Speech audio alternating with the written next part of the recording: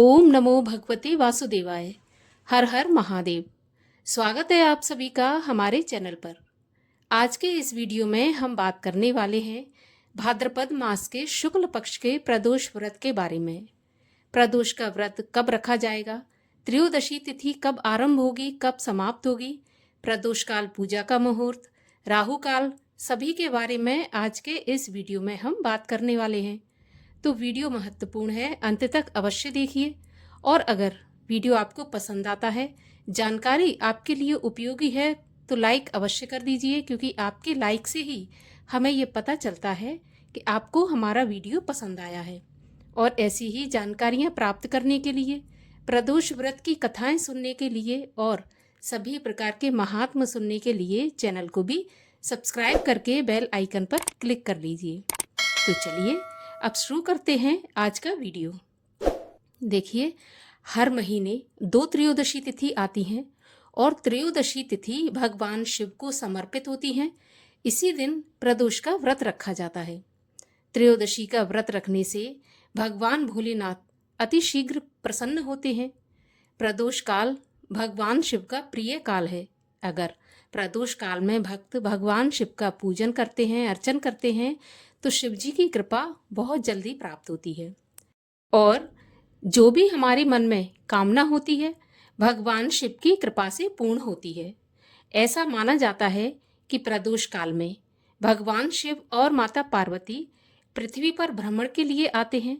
और जो भक्तगण प्रदोष काल में शिव जी का पूजन करते हैं, कथा सुनते हैं, आरती करते हैं, उनकी मनोकामना शीघ्र पूर्ण होती है। प्रत्येक दिन का अलग प्रदोष होता है। जैसे सोमवार का सोम, मंगलवार का मंगल प्रदोष, इसी प्रकार 7 दिन का अलग प्रदोष होता है। अलग अलग कामनाएं होती हैं। तो जो भी भक्तगण प्रदोष का व्रत करते हैं, तो उनकी सभी मनोकामनाएं, शारीरिक, मानसिक, आर्थिक सभी समस्याएं भी दूर होती हैं और कामनाएं पूर्ण होती हैं। तो प्रदोष का व्रत सभी को अवश्य रखना चाहिए। इससे सभी प्रकार के कष्ट दूर होते हैं। प्रदोष के व्रत में व्रती को प्रातः स्नान करने के बाद सारा दिन उपवास रखते हुए मन में ओम नमः शिवाय का जाप करते हुए संध्या के समय अर्थात सूर्यास्त के 1 घंटा पहले, जो कि प्रदोष काल कहलाता है, स्नान आदि से निवृत्त होकर सफेद वस्त्र धारण करना चाहिए। और इसके बाद एक चौकी पर एक कपड़ा बिछाकर भगवान शिव और शिव परिवार की स्थापना करना चाहिए। विधि विधान से भगवान शिव की प्रिय वस्तुएं अर्पित करके, जैसे भांग, धतूरा, बेलपत्र, जनेऊ और इसके साथ ही खीर, भोग में खीर का भी प्रयोग करना चाहिए। अर्पित करने के बाद प्रदोष के व्रत की कथा सुननी चाहिए। जिस दिन का प्रदोष व्रत है, उस दिन की कथा सुननी चाहिए। इसके बाद भगवान शिव की आरती करना चाहिए। तब अपने व्रत का पारण करना चाहिए। जो आपने खीर का भोग लगाया है, उसी से आप अपने व्रत का पारण करें, क्योंकि प्रदोष के व्रत में नमक का सेवन नहीं किया जाता। तो नमक का सेवन आप ना करें।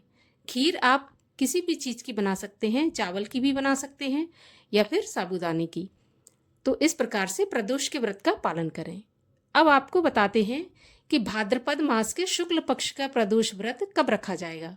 तो देखिए, त्रयोदशी तिथि प्रारंभ होगी 5 सितंबर शुक्रवार की सुबह 4:08 से और समाप्त होगी 6 सितंबर शनिवार की सुबह 3:12 पर। अब चूंकि प्रदोष की पूजा प्रदोष काल में की जाती है, तो जिस दिन हमें प्रदोष काल व्यापनी तिथि प्राप्त होती है, उसी दिन का प्रदोष व्रत रखा जाता है। तो त्रयोदशी प्रदोष काल में हमें प्राप्त हो रही है 5 सितंबर को। तो 5 सितंबर शुक्रवार के दिन प्रदोष का व्रत रखा जाएगा।